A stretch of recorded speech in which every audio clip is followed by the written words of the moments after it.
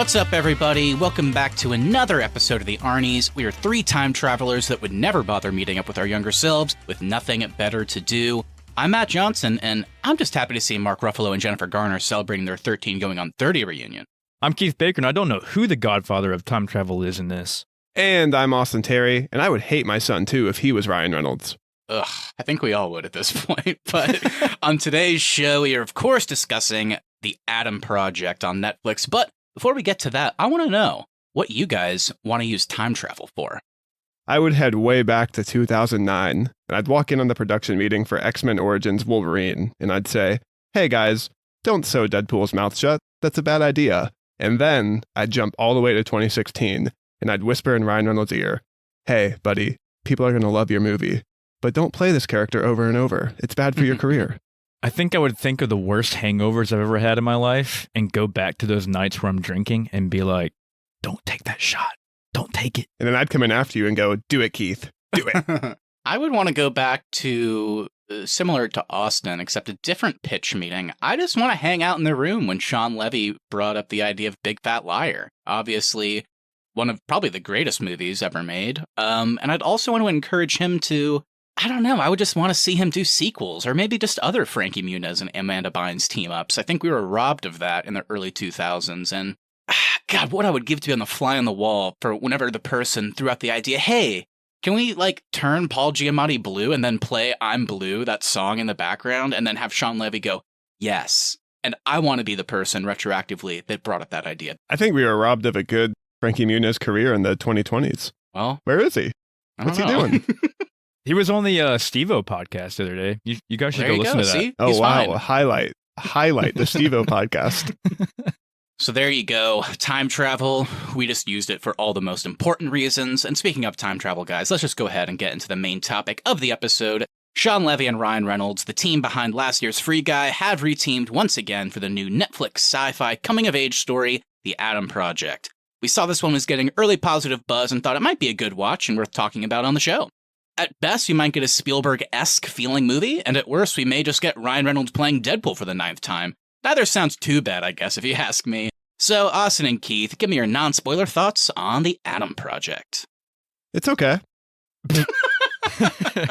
No, it's a fun Netflix movie. I mean, I think it's a good thing this one didn't come to theaters. I think it getting good buzz and going to Netflix probably helped this one out quite a bit. Ryan Reynolds, he's his usual Deadpool character. He's fine, he's charming, he has some good moments. I think the story starts off on a high note, and particularly in the first half of the movie, and then loses steam towards the end. I don't think we get enough time travel to kind of hold my interest for the entire hour, 45-minute runtime. But overall, I had fun. I think if you just need something to watch, this is a good one to put on. I'm with you there. Good family-friendly movie. Ryan Reynolds was, like you said, and we joked about, funny as usual, kind of plays the same kind of guy, but it works. And I'm a sucker for time travel movies, so it was fun going into that and seeing what they were going to do with this one. Mark Ruffalo was cool, I guess. Plays his nerdy Mark Ruffalo kind of character. Yeah, I think just best way I can describe it. It's just a fun movie you can put on in the background. You can pay attention to it the first time, second time you watch it. But did it blow me out of the water? No. But I mean, it was cool just to have on. Yeah, I thought it was fun as well. Definitely a good use of, whatever it was, like an hour, 45-minute type thing. I agree with Austin. If this had gone to theaters, I think it would have, I don't know, I feel like something like this probably would have bombed. I can't see it doing that well, and it definitely wouldn't have felt exciting based on kind of the budget or anything like that. But, I thought it was a good time. I enjoyed my time watching it, and then just skipping through some scenes before we got on to record today. I was like, oh yeah, that scene was good, or well, that was a heartfelt scene. Oh, that was a funny part. So, yeah, I don't really have too much to say about this one, as crazy as that sounds. It's a fun premise. Definitely agree that the pacing is kind of off. Definitely surprised where it kind of feels like the movie gets started in a good spot, and then it takes over an hour for them to get to where it seems like the movie's about. I guess I shouldn't spoil what that means exactly, but, it's good. The cast is good. Ryan Reynolds coughs at one point, and then he got shot, and then it makes a farting sound. And I just was rolling my eyes, but I guess that's what we should expect. So there you go. It came back later, and the second time they did it made me laugh. Yeah, and Mark Ruffalo has one line where he calls Ryan Reynolds a condom with buttons, and I was like, Ryan Reynolds obviously told him to say that. And Ryan Reynolds was probably jealous that he didn't get to say that. Oh my God, are you a condom with buttons? Oh, you sloppy motherfucker. And then Shawn Levy was like, sorry, Deadpool. I mean, Ryan, this is PG-13. You can't say that. He's like, oh, forgot. My bad. So that's my review. I do think despite this one maybe falling flat in the second half, there are some decent like tugging at the heartstring moments from the kind of the big three in this one. And I guess I don't know if I would actually call this one a time travel movie. I know that's the premise, but to me it's more like a sci-fi movie. If you're coming to this one wanting like a fun like time hopping movie, that this isn't the movie for you, I don't think. Yeah, it's just the premise really is kind of time travel, not much else with that. Yeah, it wasn't really time travel. Like you're not getting into a DeLorean and going to all these different years, past self, present self, whatever of these different people. But you're not really seeing any different points of time. They chose 2022 and 2018, which don't look that different. So yeah, yeah, it's literally just, I mean, the premise of the movie is just Ryan Reynolds plays a guy that travels back in time to, to maybe save someone, if we want to put it that way, and he inadvertently has to team up with his like 12-year-old self, and they go on a fun little adventure together. So if that sounds fun for you, then I recommend The Adam Project. And like I said, there's also a part where he coughs and then makes a farting sound, and I've never laughed harder in my entire life. It was the peak of comedy, I would say. So if you want to hear more about our thoughts on The Adam Project, all the juicy details and how it all unfolds, and if you want to hear maybe if there's a couple more, I don't know, maybe there's a couple extra secret gunshot fart sounds in there. If you want to hear about those, then get ready, because we are dropping the spoiler warning. Go watch The Adam Project on Netflix and come on back to hear our thoughts. Or if our review doesn't sound like we're too enthusiastic about it and you're not that enthusiastic about it, you don't have to stick around. We're going to talk spoilers. Go watch Greyhound on Apple TV Plus. That's a fun one. Isn't that a war movie? Yeah, it's Tom Hanks. That's not to like. I just like, that's a fun one.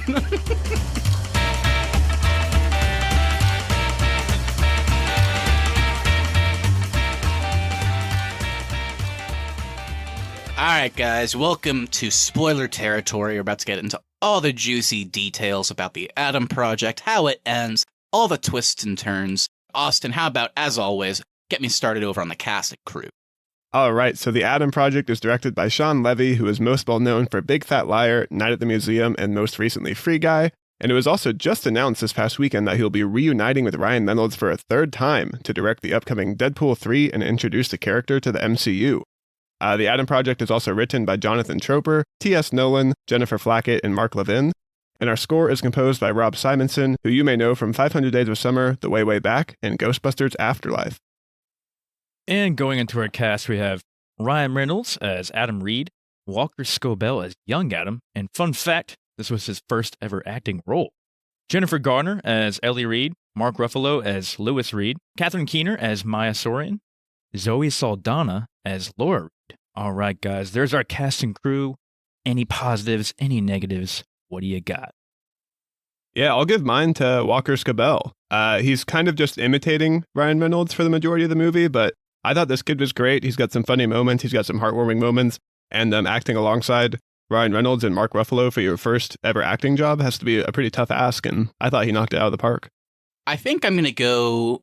She's really only in like the first half of the movie. Then there's like some sprinkled scenes there at the end. But I think Jennifer Garner is always great. And I think she brought some much needed.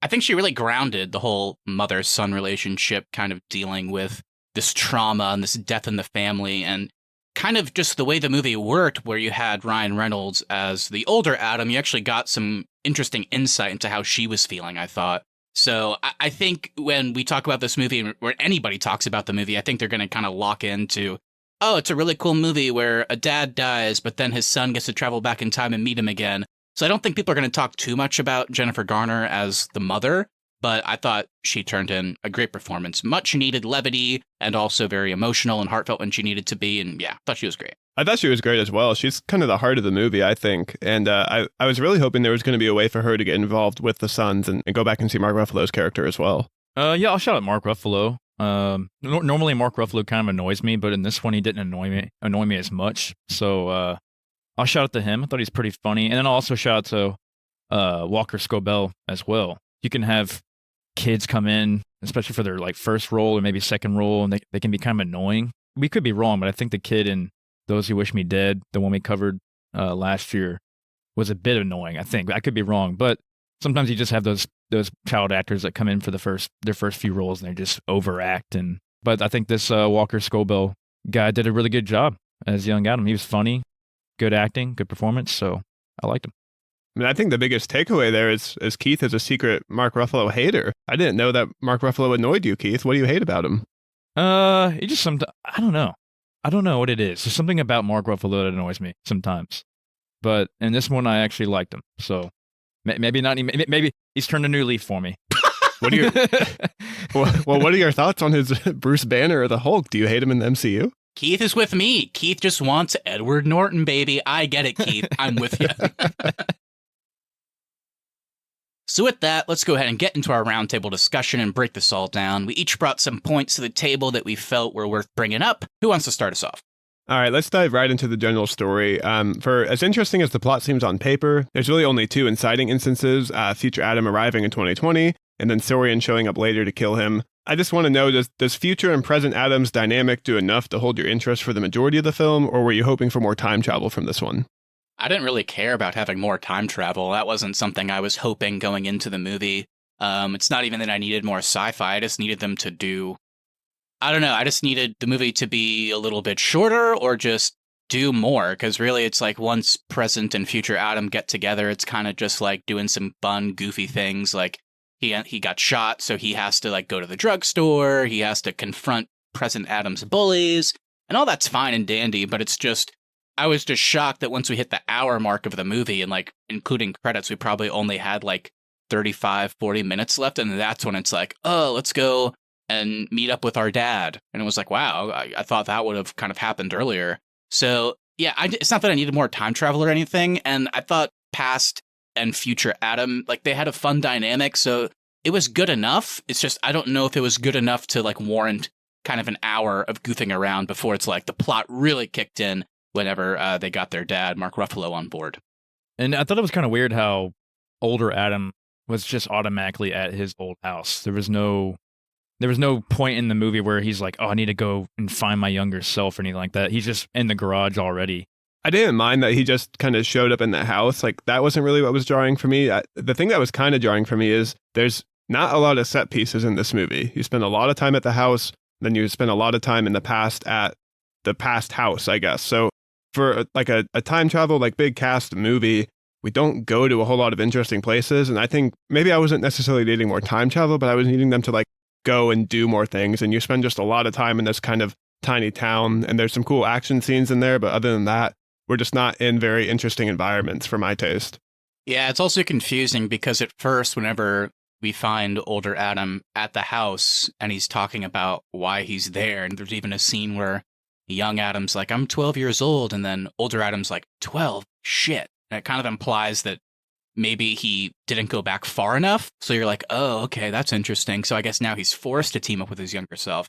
But then the movie just reveals later that went back in time just in general because he wanted to save his wife. So then it's like, oh, so he's not at the house because he was trying to find his dad to stop time travel. He's just at the house randomly, if that makes sense. It's like whenever like they kind of do reveals later, it kind of makes the beginning a little confusing because it's like, you're like, oh, okay, so he has a mission to stop time travel. He has to find his dad, but he didn't go back far enough. That's why he's at the house. But no, he just is there to save Zoe Saldana. Yeah, it's almost implied too that like he was trying to catch himself at 8 instead of 12, which was, I thought that was going to get kind of interesting. And then you're right, they totally get away from that. And it's like, well, actually, we're here for dad, not me. And how did she know to go to the house in 2022? I don't know. I think she's tracking Saurian's forces. And so when she finds that Saurian's people show up, she's like, oh, Adam must be there. I guess that's true because clearly Saurian, like that compound is nearby, I guess. So I don't know. I think you're right, though, Matthew, that it did take like an hour for them to finally explain what the whole motive was. And then the motive just gets shifted once it shifts to the dad. And the motive comes from Zoe Saldana, not from Adam. Yeah. Like, Adam's just there to find his wife. And then his wife is like, well, actually, you need to go stop your dad. And to answer your opening question, Keith, in this podcast, his father is the godfather of time travel in this movie. I know, but he seems like the reason I said that, though, is because he seems like he's a little confused about how the whole thing works as well. I think he's just surprised it worked. Yeah. Yeah, he's doing something with wormholes and like pulses. And then I guess he was surprised to find out that in the future, they used that technology to create time travel. He was like, oh shit, my bad. Yeah, Keith, you idiot. Sorry, Mark. Well, I kind of already said it earlier, and they joke about it in the movie, but was it weird for you guys how quickly young Adam realizes and learns who old Adam is? And when they're kind of explaining each other's like his scars and their mannerisms and how he can close, he knows how to close the fridge and all that. He knows where everything is in the house. And then it took like a minute for them to be like, oh, that's who you are. That's cool. I liked all the stuff of them doing the same mannerisms and like discovering the scars and all that. I thought that was really fun. And I like how kind of smart young Adam is and that he like kind of assumes this early on. The thing that was weird for me was how quickly he accepted it. I wasn't surprised that he like assumed maybe, but then it's kind of like a really big thing to see your future self here in front of you. And he's on board with it very quickly. Yeah, I guess if he had been like 16, that would have been one thing, but I guess we can just assume, he's just a kid. He's like 12, so I don't know. I guess I'm trying to like picture myself at 12 and if I had met my future self, like almost like it would have just been cool. I'm like, whoa, instead of like asking all these questions. So maybe that's why they made him younger. So it's like you can just blow past it. It's like, oh yeah, he just thinks it's cool and he's accepted it. But it was fine. I like the scene a lot. It kind of also is mirrored even quicker with whenever Mark Ruffalo just, I guess his father instincts kick in and he like looks at Ryan Reynolds and is like, Adam? So everybody finds out very quickly about older Adam in this movie. It made more sense for me with his father just because he thinks about this stuff all day. So maybe he's just like, it's something he's theorized. So that made a lot more sense for me than the 12-year-old did. Mm-hmm. Yeah. They also kind of like sidestep a lot of the really complicated questions about time travel. Like there's a scene when younger Adam is like, so do you remember all this to his older self? Like, are you remembering this stuff right now? And his older self is just like, it won't happen until I'm back in my like concrete timeline. That's when I'll get all these memories. So it felt like they wanted to do a time travel story, but they didn't want to dive into some of the more interesting aspects of time travel itself. Did that work for you guys? Yeah, I mean, for the keeping the length of the movie as it was, yeah, it worked for me. I would have hated if this movie was like 3 hours long. If he does go back to 2050 and that there's a whole nother story right there. He has these new memories now, and now he's got to change 2050 and all that. See, if you're presenting an interesting time travel story that has a lot of like really cool questions to think about, I'm fine with a longer runtime as long as it's justified. Yeah, I don't know. Time travel's talked about so much when it comes to movies and TV because it's just such a hard thing to do without the audience asking questions. So you either have to do something that's just totally so much fun that you don't worry about it, like Back to the Future, which, has implications of time travel, but it's just such a fun movie that it's like, oh, who cares? Or you do what Looper did, which I always loved, what Rian Johnson and that team did, which is they just have Bruce Willis come back from the future and Joseph Gordon-Levitt, his younger self, is asking all these questions and Bruce Willis is just like, okay, shut up. It's time travel. Just who cares? It's confusing. Don't worry about it. I'm not going to be able to answer all your questions and then make it make sense. So you either do that. The Adam Project did like a weird kind of middle ground where it's like, I was having a good time, so I didn't ask that many questions, but you are right. They kept saying weird things. They kept saying confusing things, like talking about fixed time. And then I guess we'll get to the ending later, but there's a very weird implication at the ending of how that works, where it's like, all right, bye, Dad, we're going back to our timelines. But then I guess both of those versions just cease to exist because they go back to their own time, but in the past. Like, young Adam just goes back to a few days before with his mom, and older Adam goes back, like, I don't know, he's in college again. Very strange. So I guess you kind of just have to either let it go or not. But I agree with you. The writers, I think they put too many references to time travel where I kept asking questions that I didn't want to be asking. Well, I guess because they destroyed time travel, the future things beyond where they went to can exist because older Adam can't come back to younger Adam, so he can't go back to that day. And then older Adam's never going to become a time travel pilot, so he has to go back to flight school and learn kind of a different career. Oh, is that what you thought it was? Oh. That's how I took it. Interesting. Yeah, that's how I took it too. I weirdly thought he went back to his own time, but in the past, like he was just in college again. But I see what you're saying. That makes more sense. Okay. I thought he was in flight school again. Yeah, it was clearly like he wasn't being a time travel pilot. He was just being a pilot, I guess. Okay. So we've talked about 2050 quite a bit, and it's kind of implied that they need to stop time travel because the future is so bad, but they just tell us that the future is really bad and we never see it. I don't think they do a very good job of establishing the stakes in this one. do you think we should spend more time in the future just to kind of understand what we're fighting for here? Yeah, it would have been cool to get at least one scene before we get to the scene where he's like crash landing. Yeah, that's all we needed was like a quick maybe 5-10 minute scene. Or even with the opening opens with him stealing that plane. Maybe that first attempt doesn't work. You take us back down to the future. He's like in prison or something for a little bit just so we can see it. And then he steals another plane. I just wish we could have seen what the future actually looks like and why it's so bad with Sorian and Control. I didn't really care that we didn't see it. I was fine with them just saying it's like fucked up and we gotta stop it. But if they weren't going to show us it, then they needed to spend more time with Catherine Keener's villain, I think. We needed to know more about her and why she was doing what she was doing and all that stuff. So, I think I'm okay with not seeing it, but I'm surprised that we didn't get more from her because, like you said, the stakes are kind of all over the place in this movie, and it felt like if they had developed that character more, then that would have helped a lot. So, I agree with you. I think it also ties into the pacing issue. It's just like, okay, the stakes are very clearly set. We got to stop time travel. And it's like, okay. But then that's when they introduce Mark Ruffalo's character, who he's not at all on board with the plan. Like, he like bails basically to go back home. And then like he just shows up at the very end, like, I'm here to help. It's like, okay. So yeah, I agree. The stakes are kind of off. I wish we could have found out more about this villain to help with that. Yeah, that's my other kind of big critique of the movie is the villain has 0 screen time. I don't really understand this character. I guess she wants to be rich, but other than that, I don't understand what her motivations are and how her future self got so dark that she's willing to shoot a 12-year-old kid at the end of the movie.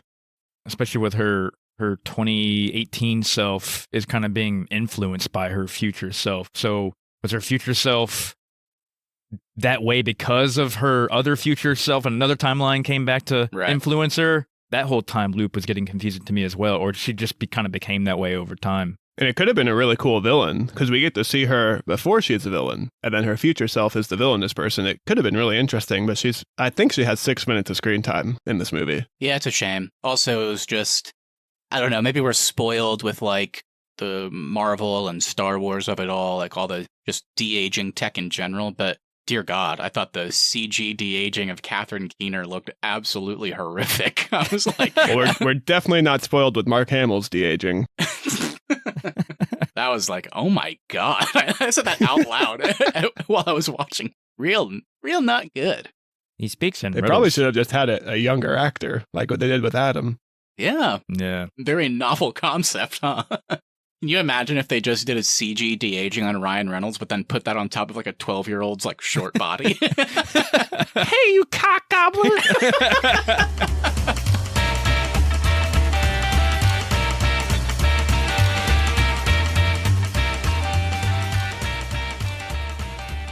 All right, well, so what do we think of the action in this one? The CGI, all the ships, the flying. What do you guys think about that? I actually have 2 standout scenes from the action and the CGI. I thought the first time that the Sorian soldiers show up to the house and Ryan Reynolds tackling them and using his lightsaber, thought all that was a really fun scene, especially with 12-year-old Adam kind of running around and being really amazed with all this really cool tech. And then the second scene, I thought the flying scene with younger Adam in the cockpit kind of bouncing around, I thought that was a really fun dogfight. And I had a great time with that one too. Those are my exact same 2 standouts. Really like those as well. I thought overall there wasn't, I guess, as much action as I expected, but that wasn't a bad thing by the end. And what we got looked fun enough. Like, the CG was fine. It's a Netflix thing, so I wasn't hoping it would look amazing. Some of the tech I thought was interesting, like the drones and seeing young Adam like put on this like basically virtual headset was cool. Seeing him kind of control everything, had some fun with that. And yeah, I thought the finale was kind of fun too, where they're on the different planes of action, jumping around using the lightsabers again, and kind of having that anti-gravity, I guess, element was fun to see. So yeah, I think the action actually kind of surprised me, and I really liked that dogfight scene you mentioned where they're trying to escape and basically just build up enough. That was enough, awesome. Yeah, just like kind of build up enough power to do another time travel jump. So really enjoyed all that stuff. Looked really fun.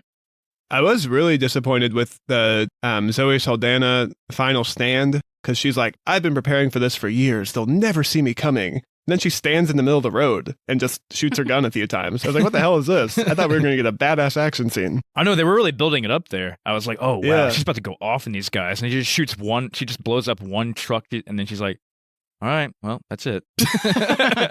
And she misses every shot on the guy, too.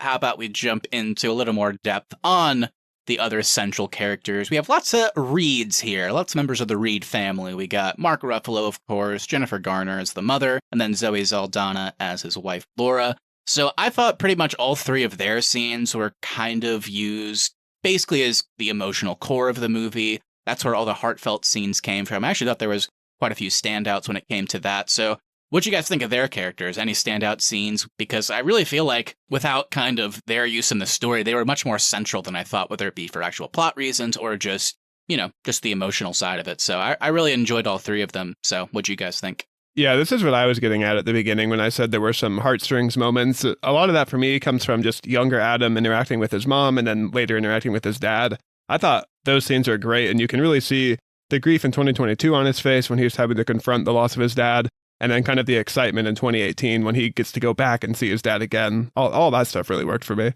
Yeah, that all worked for me as well. You could definitely feel the regret in older Adam's mind, especially when he's at the bar with his mom and they're kind of having that conversation with the bartender. That was a great scene. That was a really cool scene. That might be the best scene. I like too that older Adam has a lot more perspective when he's actually giving advice to younger Adam instead of just calling him an asshole. And I thought telling him hey, hug your mom, or do you understand what she's going through? And I regret every day the way I treated her at this age. All that stuff was awesome, I thought too. Yeah, I really, really like that. I like that he had the perspective, like you said, but then he also needed a little bit of push from young Adam at times, because now that he's so much older, he's kind of not necessarily misremembering things, but he's just putting the wrong context on certain things. So he almost allows himself to hate his dad even more when he shouldn't. He's just kind of creating lies almost in his own head. So I liked having young Adam confront him for that too. So yeah, I actually thought they handled trauma pretty well. Like you see it's at different stages for both versions of Adam. And yeah, like I said, I really thought that scene at the bar with his mom was a really standout scene. That one definitely packed a punch, I thought. And then you get kind of the more, I don't know, a little bit predictable, but still, getting a little teary at the very end whenever Mark Ruffalo kind of bids farewell to them. I thought that was a really good scene as well. So definitely, yeah, I wasn't expecting multiple heartfelt moments, but they really worked. They did a good job with that. So what'd you guys think of the ending? We've already talked about kind of the weird time travel implications, but that aside, what'd you guys think of the closing scenes? And then just, if there's anything else that you think we've missed that you want to mention about the Adam Project, now's the time.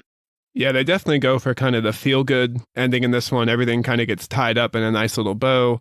They all kind of get to go back to their future or present timelines, and they still get kind of everything back, minus, of course, the dad for younger Adam, but they get their mom back and they get Zoe Saldana back. So definitely going for the heartwarming stuff here.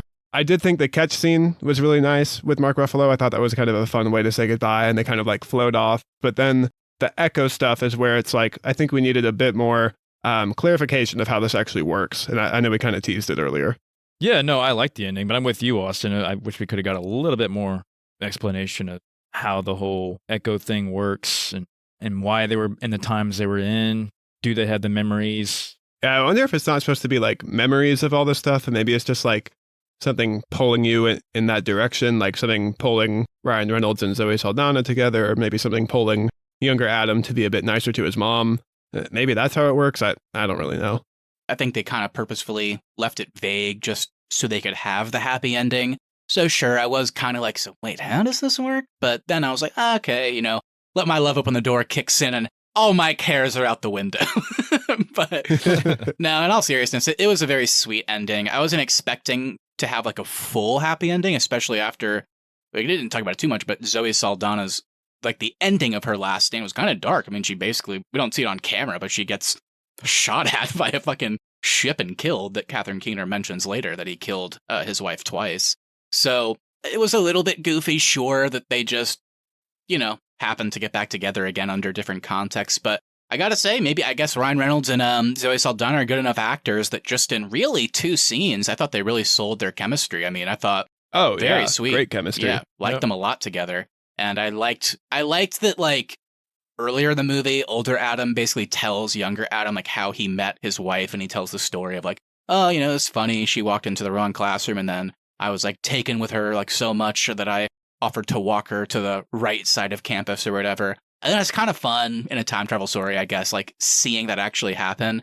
And it's also cool because, we talk a lot about trauma with this movie, but you can just see it with Ryan Reynolds acting in the final scene that he's not the same for like old Adam. Like he's somehow over the years been able to process his dad's death, and maybe it's through maintaining a better relationship with his mom, but I don't know, he looks so much like healthier and happier. Like he looks like he's in a good place at the end, which is nice. And then, yeah, of course, just seeing young Adam hug his mom was very nice as well. So kind of echoed back to that bar scene where he was like telling Jennifer Garner that like, she's like, do you have a good mom? And he's like, I have the best mom. And it's like, oh, that's really sweet. So yeah, it was a good ending. I loved it.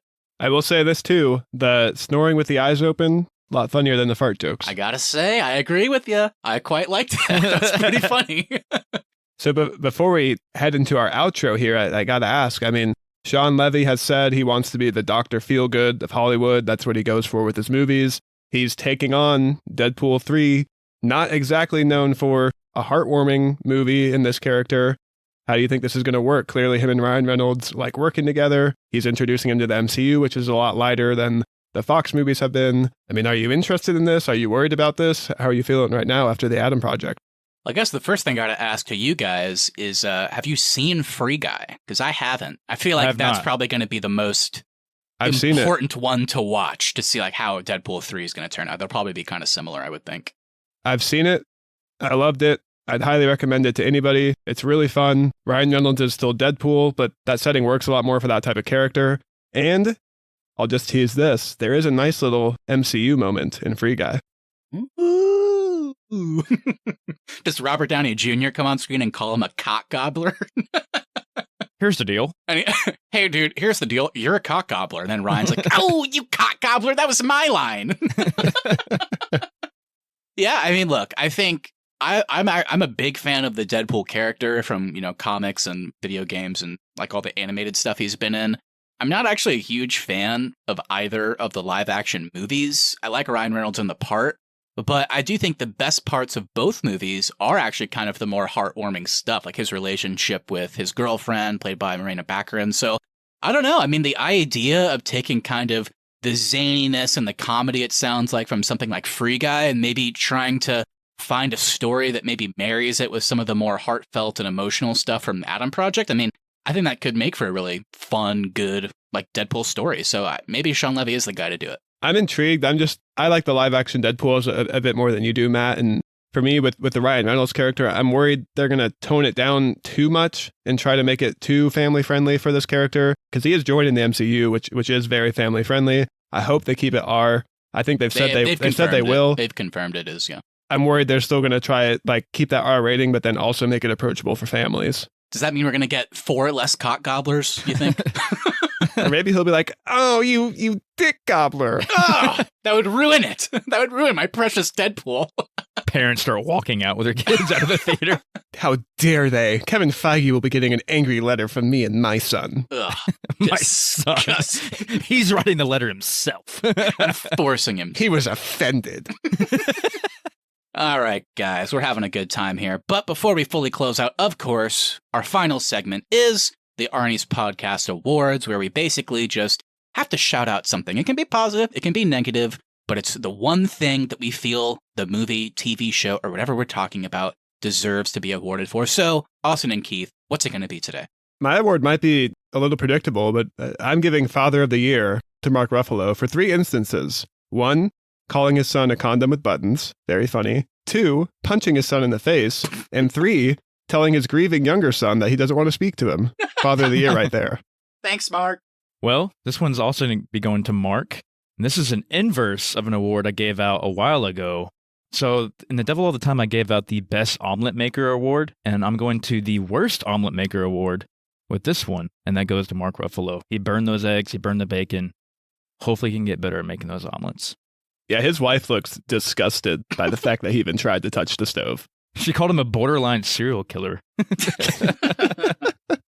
I'll do another easy one, but it gave me such a guttural reaction that I have to award it. And it is just going to be the worst CGI de-aging tech. And I'm sorry, but it goes to whoever was leading the charge of Catherine Keener's younger self.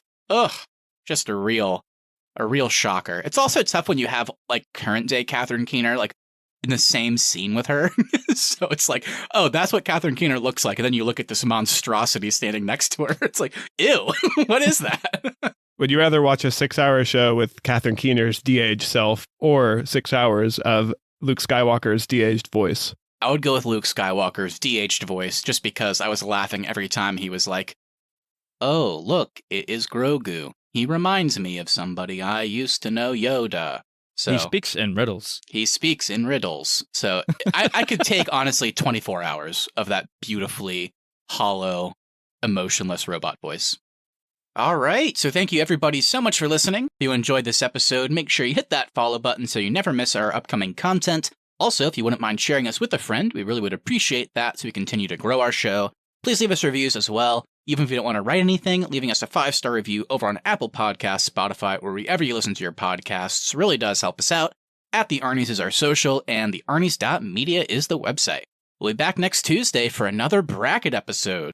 With award season going on, we've grabbed the top 12 movies off the IMDb Top 250 list, and we're going to do a bracket determining which is the best, definitively, without any pause, any cause for concern. We are deciding, my friends, the greatest movie of all time. So it's going to be a tough one since these are all really good movies. So are you guys looking forward to that?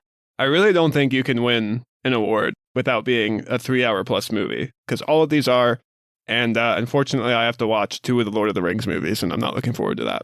I got to watch them as well. Hopefully I'm going to like them this time. Yeah, for those that don't know, it's the first and the third movie that are on the list. So Austin and Keith are going to have to decide if they want the context of the second one going into the third one. Also, if you want to hear our thoughts on Robert Pattinson, or Battinson, as folks are calling him these days, last week we put out a review on the new The Batman movie. And the week before that, if you want to hear our thoughts on Michael Keaton, Val Kilmer, George Clooney, Ben Affleck, Christian Bale, all the Batmen, we did a whole Batman at the box office episode, so be sure to go back to that one as well if you want to hear our thoughts on all the previous iterations of Batman in live action. And lastly, we want to hear from you, so please feel free to send us a message on Instagram at the Arnies or email us thearniesmedia@gmail.com. What did you think of the Adam Project? Are you looking forward to this reteam for Deadpool 3?